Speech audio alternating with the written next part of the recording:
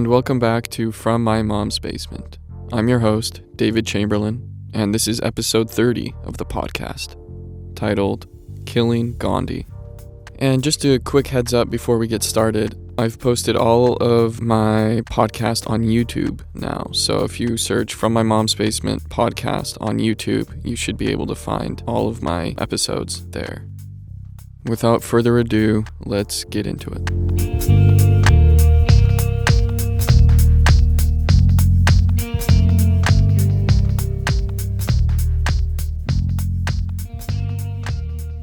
Dogs have no morals, no guiding ethic.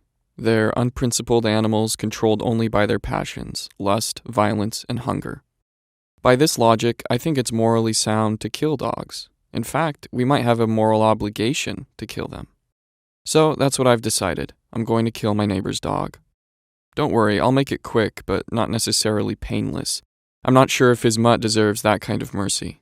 But before you condemn me, let me at least list the grievances I have with this pup. There are always two sides to every story, and my side is, well, the better one. So he belongs to my neighbor, the dog. And it's not like this neighbor lives down the street or something. No, we share a duplex. And having a duplex neighbor is a very unique, almost intimate relationship. You are, for all intents and purposes, living in the same house under the same roof. It's like you're cohabitating or something. For those of you who don't know, a duplex is essentially one house that's been crudely balkanized into two distinct domiciles. It's cheaper than owning an entire home, sure, but you end up paying a high price for it in other ways, like having to share the backyard and the front porch and one entire paper-thin wall of the house. This can be really annoying, especially when your neighbor owns a nasty little ugly demon dog.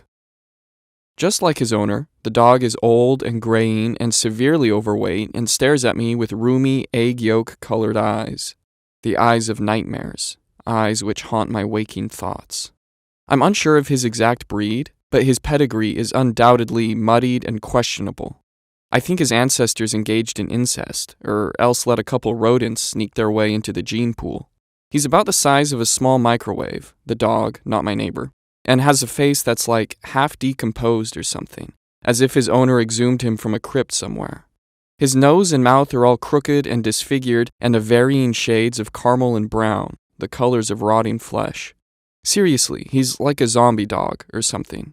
His teeth are skinny and snaggly and poke right out of his lips like insect antennae feeling for something. And, as a result, the fur surrounding his maw is perpetually coated in a thick brown goop that hardens and turns to a kind of flaky pie crust. But, of course, like most dog owners, my neighbor overlooks these unsightly characteristics and treats the dog like he's a little cherub sent straight from heaven. I mean, this guy kisses his dog on the lips, right on the goop-encrusted mouth, and, in return, lets the monster lick his face with his banana-bruised worm tongue. The horror. He also has this weird sort of joint problem. Again, the dog, not my neighbor. And so my neighbor has to carry him everywhere he goes like a babe in arms. And it's not like the dog can't walk. He can. I've seen it. He just has a hard time doing so. He kind of hobbles around like a drunk pirate. And his owner just can't stand to see the dog deal with any adversity whatsoever. So he cradles him like the useless slug he is. It's this kind of dog worship that I find so offensive to my humanist sensibilities. I mean, if we treated each other the way some people treat their dogs, we'd be living in a Rousseauian utopia, for sure. And to add insult to injury, my neighbor named his devil pup after the internationally recognized human rights activist, Mahatma Gandhi. Key word in human rights activist being human. Dogs have no virtue, you see. They're ignorant of good and evil, thus making them incapable of ever being truly virtuous. For how can you be good, capital G good, if you don't have the capability of being evil? It's the whole Adam and Eve thing, you know.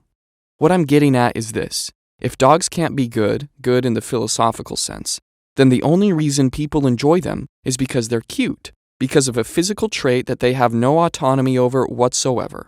Meaning the quintessential human-canine relationship is nothing but a shallow organization built on the novelty of physical appearance alone.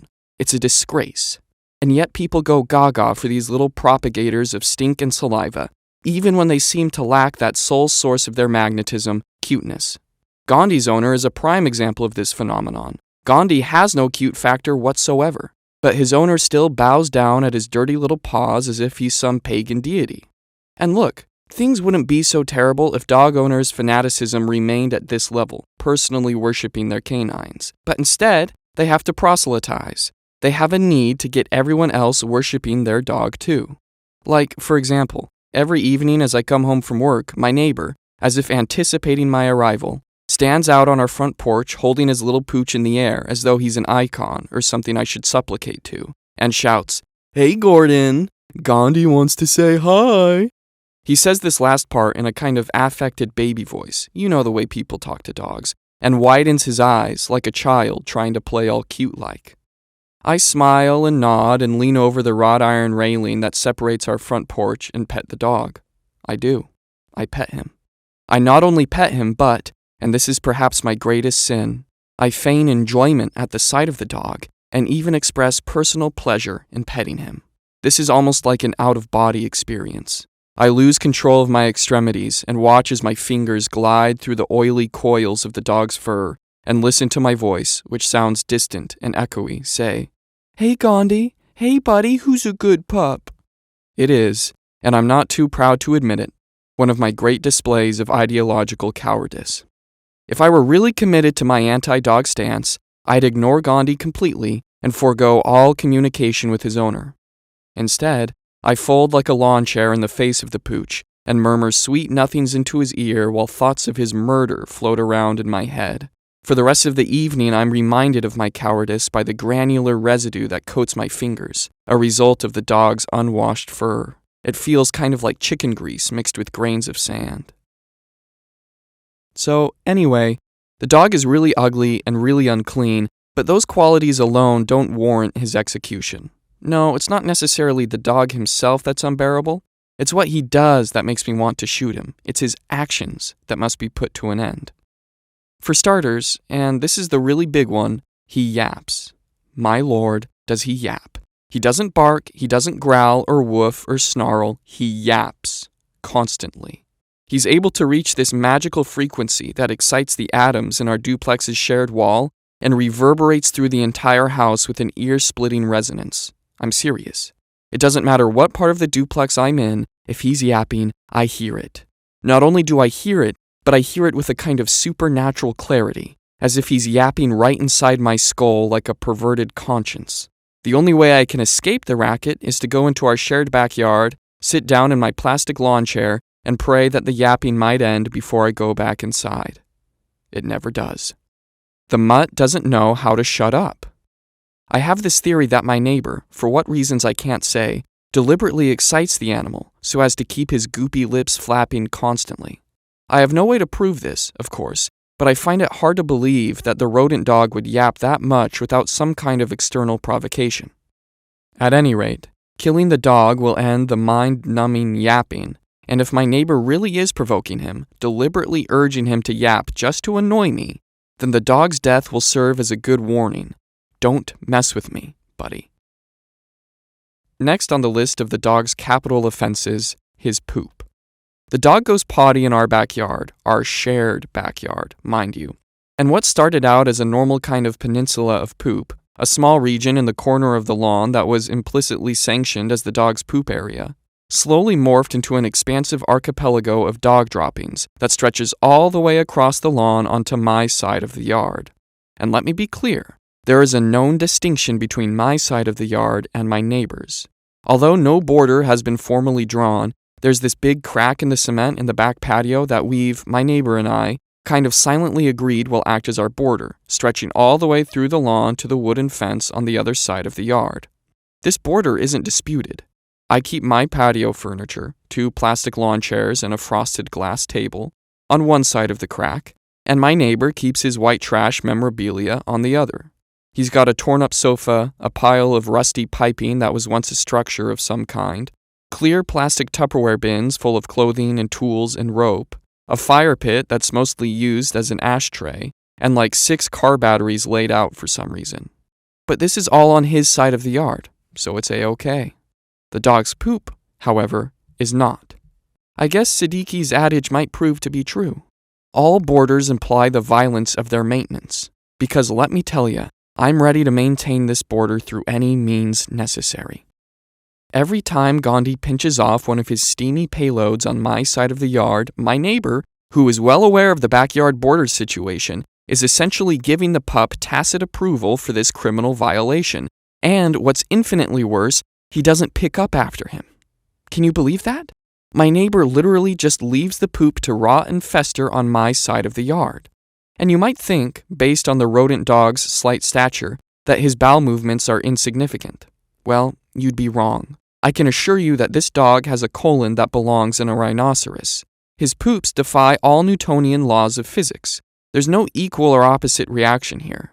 Gandhi nibbles on 5 grams of dry dog food in the morning, and by the afternoon he's expelling pounds of boiling, liquidy stool. Where does it all come from? I ask. And his poops are always like that, liquidy. Well, really, they belong in that weird space of matter that isn't exactly solid or liquid.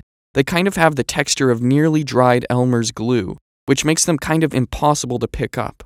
You might suggest waiting for the poop to harden before collecting it, and I would agree with that suggestion. But the thing is, if Gandhi's non-Newtonian poops are left to harden, they crystallize against the shoots of grass they encompass, meaning I end up having to tear out a square foot of grass along with the poop. It's like I have to kill the host to extract the disease. And yes, I said a square foot. Think cow pies, and you're in the ballpark. Needless to say, his poops have colonized most of the yard, turning it into a kind of reverse minefield, wherein the mines compose most of the land and unsoiled pockets of grass are very few and far between. Forget hosting backyard parties, forget barbecues and playing catch on the lawn, the dog has turned my little backyard into a fecal waste facility. Now, let's talk about the hair, the dog's hair. This being the last great transgression committed by the little monster, and perhaps his most prolific. My neighbor, when I first moved into the duplex, assured me that his dog was, and I quote, the cleanliest, most hypoallergenic, least liable to shed dog there ever was. I took him for his word. That was a mistake. He sheds, the dog. He's a mighty shedder. He sheds hair in the same manner a car belches exhaust, in a kind of constant stream that's almost imperceptible until you're caught in a room with it. Then it calls attention to itself rather quickly, filling up the space in a very toxic, sometimes fatal way. Listen, I've never once let the little imp on my side of the duplex. Hell would have to freeze and refreeze before I ever invited that mutt inside. He's never so much as crossed the threshold of my front door or looked into my side of the complex, but somehow, as if by osmosis, his hair proliferates my entire side of the duplex. Little, coarse, white strings of the stuff accumulate in the corners of every room, cling to the stitching in my couch cushions, dig their way into bars of bathroom soap, weasel into my food, eggs especially, for some reason, and are seen floating around in the golden afternoon sunlight. I can't seem to escape it, the hair. Sometimes I even wake up with Gandhi's sneaky little strands caught under my tongue or stuck between my teeth like some kind of fibrous floss.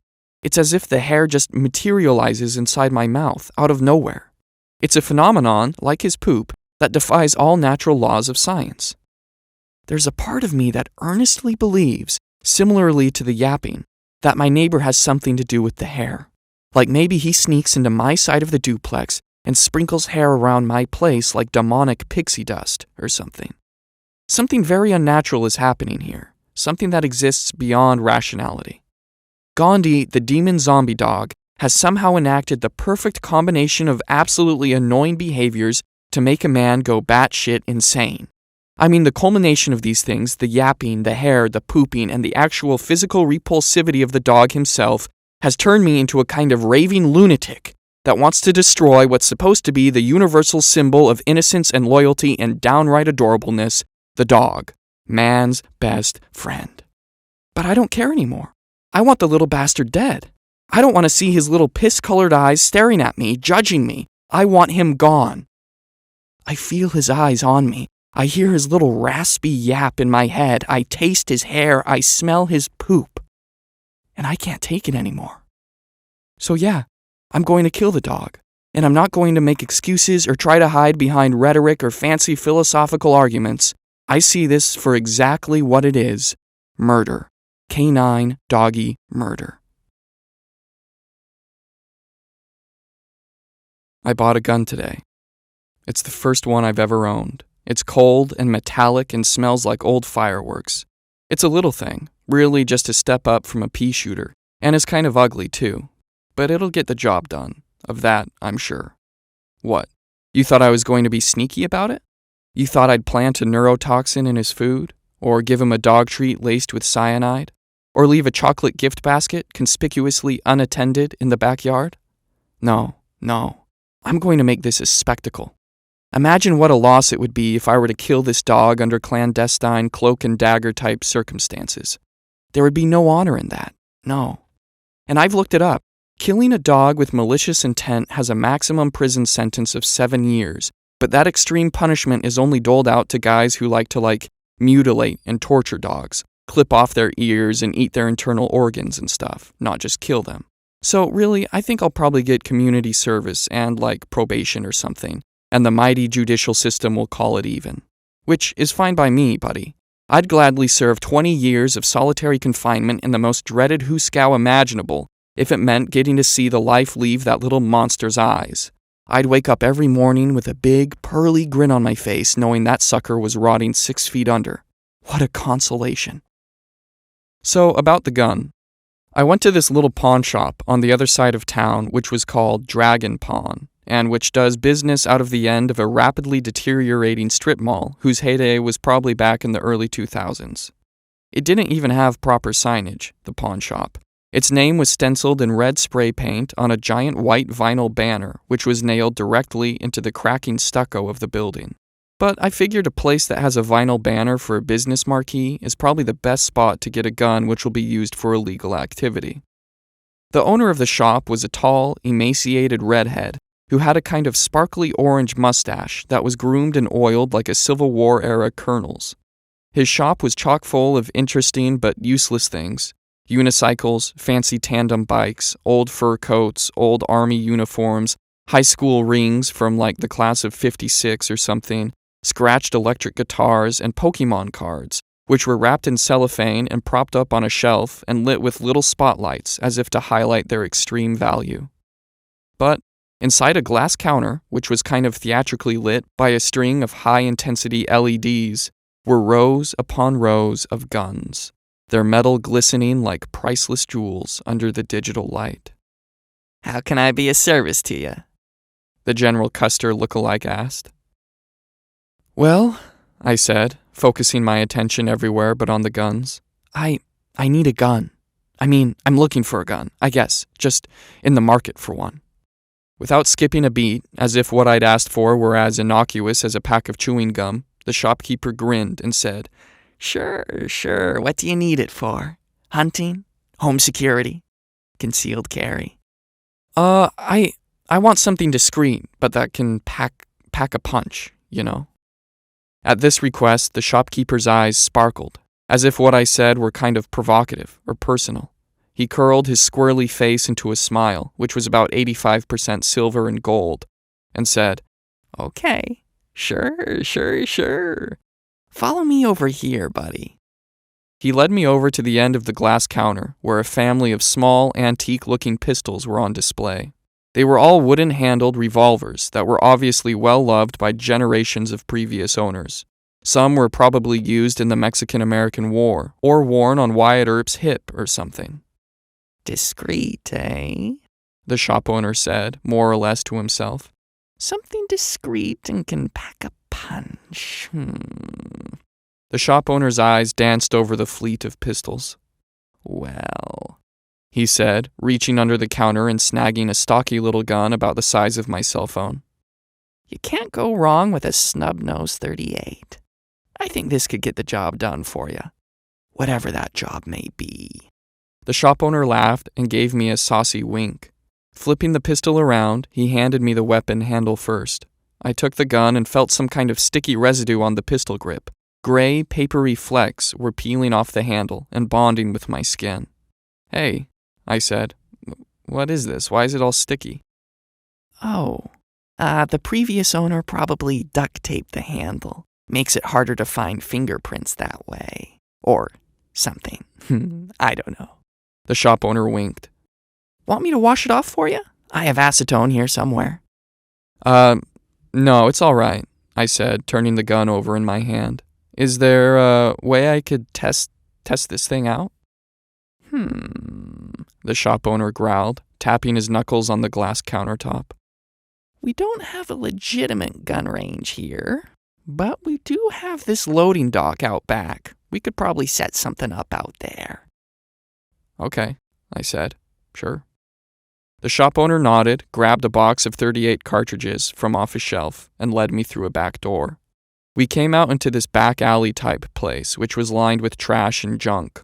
Old refrigerators, leather office chairs, and long-lost shopping carts far removed from their stores of origin. A slatted chain-link fence, surmounted with razor wire, stood at either end of the alley, effectively hiding our shenanigans from the public. Let's find some kind of a target, General Custer said, walking down the alleyway, his eyes scanning the piles of junk. Hey, I said, how about this? I pointed to a little white Cuisinart microwave, which was laying on its back with its mouth open towards the sky. Gray rainwater and leaves had collected in it. You sure you want to shoot at that? Yeah, it's exactly the same size as... yeah, it's the perfect size, yeah. He shrugged. Okay. We dumped the rainwater out of it and propped the thing up on a discarded bar stool. You sure no one's gonna care we're shooting back here? I asked. He nodded. Yeah, the only other businesses here are a Chinese buffet and a crematorium, but they generally keep to themselves. Okay. We jogged back about 20 feet from the microwave, and the Custer guy slid some shells into the revolver and handed it over to me. You know how to shoot one of these? He asked. I nodded. Uh-huh. I think so. Sure, he said, cupping his ears. Just pull the hammer back and point it at the thing you want to kill. Shoot, or whatever. I did as he said, pulled the hammer back, pointed the gun at the thing I wanted to shoot, and squeezed the trigger. The gun kicked like a mule and barfed a blue cloud of smoke, and I missed the target completely. The bullet tore over the microwave, smacked into the side of a metal dumpster, ricocheted, zipped back over our heads, and buried itself in a pile of wet garbage bags behind us. Custer laughed hysterically. My ears rang. Use both hands, he said. You gotta hold on tight. I put both hands on the grip, tensed my arms, and tried again. Another bang and puff of smoke. This time I sent the bullet straight into the microwave's face.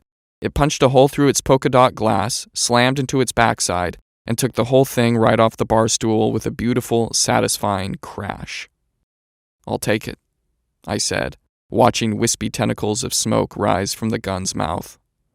Okay, Custer said, smiling.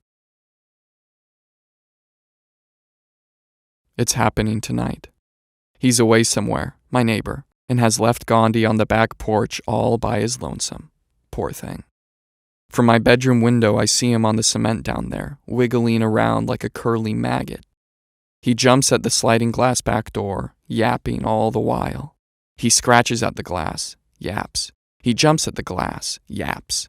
He runs out into the lawn, makes a few gimpy laps around the perimeter of the yard, stops, squats down on my side of the backyard, drops a syrupy dookie on the grass, runs back to the glass door, jumps at it, and then yaps again. He's been doing this, the yapping and the scratching and the pooping, at inconsistent intervals all day long. I haven't been able to adjust to his sporadic pattern of behavior, meaning, like a baby's cry, it's the only thing I can really think about. I've finally reached the full extent of my madness. I can feel my insanity culminating inside me, a kind of perverse pressure building up in my brain, and it needs to be decompressed somehow. And I think I know how. I move from my window to my bedside table and open the drawer where my snub nose is waiting. It looks like some kind of dormant animal lying in the drawer, like a deadly little reptile or something. I pull it out and feel its weight. It's pretty heavy for such a small thing. Very dense, I guess. Reaching further into the drawer, I grab the gray paper box of 38 cartridges and plunge 6 of them into the gun's cylinder. The bullets slide into their respective tubes with a satisfying hiss and click that sends shivers down my spine. I head out into the backyard. It's a cool summer evening, and find a seat in one of my lawn chairs, nonchalantly setting the gun right out on my table. It thumps loudly against the glass, but the dog doesn't seem to notice. He's right over there, Gandhi, just past the crack in the cement, yapping at my neighbor's back door. I lean back in my lawn chair and put my hands behind my head and smile. Let him yap, I think. Let him have his fun. He deserves that much, at least. Orange and ballooning, the sun starts to sink in the sky. It hangs low enough to be skewered by the triangular tips of my backyard fence. Shadows grow, and yellow lights snap on in picture window panes. I close my eyes and let the last of the sun's warmth glaze my face. Not even Gandhi can ruin this moment. A sweet summer breeze tickles my nose and plays with my t-shirt and makes the trees sing a sweet, quiet hymn. I swing my legs around and prop them up on my table, scooting my pistol with my boot heel, and watch Gandhi with one eye open. What a tragic being, I think. What a waste of life. He hobbles around my neighbor's side of the patio, hugging the edges of his Tupperware bins and sniffing with his malformed nose. He goes to the fire pit and sniffs the charcoal and flattened cigarette butts. He probes them with his tongue, flipping it out in quick snaps like a lizard, and then nibbles on one of the butts with some minor curiosity. He doesn't like how it tastes. He recoils, sneezes, and, as if suddenly realizing he'd stopped, resumes yapping at an increased volume and ferocity. Limping back to the glass door, he starts jumping and scratching all over again. I smile and shake my head. What a sad old thing, I think. A pity. The sun is gone now, and the sky fades from a happy orange to a kind of flat gray the color of granite. All objects lose their color and distinction and turn into two-dimensional shadowy things. Street lamps come on. The backyard becomes very dark. Gandhi's just a little black ball of movement now, skittering around on the cement. I can hear his nails scrape against the concrete, and every so often his dog collar rings like a sad chime. My neighbor still hasn't returned. It's now or never. I sit up in my lawn chair and take a deep breath, reaching for my pistol. Its grip is still sticky, but I kind of like it that way. I stand out of my chair and its plastic legs groan obnoxiously against the grainy cement, alerting Gandhi to my presence. For the first time today, he stops his yapping and looks over at me. He freezes, but twitches his little nose. Hey, Gandhi, I say in a light, happy voice. Hey, buddy, it's okay. His stub of a tail starts to wag, but he doesn't move an inch. I walk closer to him, crossing over the symbolic border of our shared yard, and hold out my hands in an expression of peace, even though one holds a gun. He's excited now, I can tell, but doesn't move towards me. His butt is pressed up against the sliding glass door. He breathes in fast, hiccupy breaths and kind of grumbles in excitement, as if he's holding down a yap. I smile and pull the hammer back on my pistol and raise the gun. Now his butt stops wagging and he cocks his head to the side, locking eyes on the pistol. I can just see his pupils in the darkness, beady and half shrouded by curly white hairs. He isn't frightened. But then again, why should he be? He has no idea what's about to happen. I slide my finger in the trigger guard and place it lightly on the thin metal fang of the trigger. It's a clean shot. I'm no more than 10 feet away from the pup, half the distance I was from the Cuisinart. Should be an easy kill, I think. Exhaling slowly, I stiffen my shooting arm and close one eye, aiming the barrel right at Gandhi's grapefruit-sized skull. Suddenly growing bored of me, Gandhi swivels around and looks up at the glass door, waiting for his owner. Oddly enough, however, he doesn't yap. It's as if he's no longer wondering where his owner is. This is good, though, I think. I'll kill him while he isn't looking. Goodbye, Gandhi, I whisper. I pull the trigger. The gun kicks and the bullet sails high above the dog, slicing through my neighbor's glass door. I forgot to use 2 hands. Gandhi runs away, yapping like a lunatic, and the tempered glass fractures and then atomizes and falls out of the door frame like glistening snow. Damn it, I say, cocking the pistol again. I swing around and try to zero in on the dog who's now running in frantic figure-8 patterns around the lawn. It's too dark to really even see him, let alone hit a moving target. I trace his pattern with my gun for a moment when I hear a kind of faint moaning sound. It comes from inside my neighbor's house. I turn back towards the shattered door. Something's moving in the dark. There's a silhouette, I think, but I can't make it out. I lower my pistol and try to get a look at what's moving around in there. The moaning comes again. "Hello?" I say. "Peter? Peter, is that you? Listen, I can explain, Materializing out of the darkness, my neighbor falls straight out of the doorframe, his face smacking the cement with a clean, bony crunch. "Peter?" I ask. "Peter?" He lies motionless, face down on the cement. No more moaning, no breathing either. In the pale twilight, I see a dark spot on his back, an exit wound. The spot slowly expands down his spine, coloring his shirt a dark, glittering crimson. It's blood. It comes seeping out from underneath his chest, too, silently spreading itself in the darkness like thick oil, falling into the cracks of the cement and rolling up against my shoes. No, I whisper. With his collar ringing sadly, Gandhi comes limping back towards his owner. He tentatively hobbles around his body, sniffing it, licking it. He circles around to the blood, looks down at it, and ponders its properties. He cocks his head and looks up at me, as if asking me for permission for something, and then begins to lap up his owner's blood.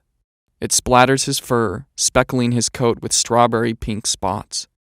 I stand there, watching him, my ears still ringing from the gunshot, and think, I might as well finish the job I set out to do. What else do I have to lose? I raise the pistol at the dog, this time using both hands.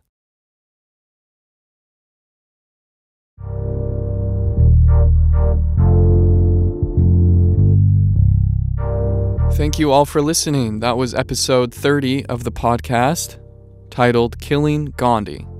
This episode was written, edited, produced, and narrated by myself, with the music being by Kevin MacLeod. Thank you all for listening.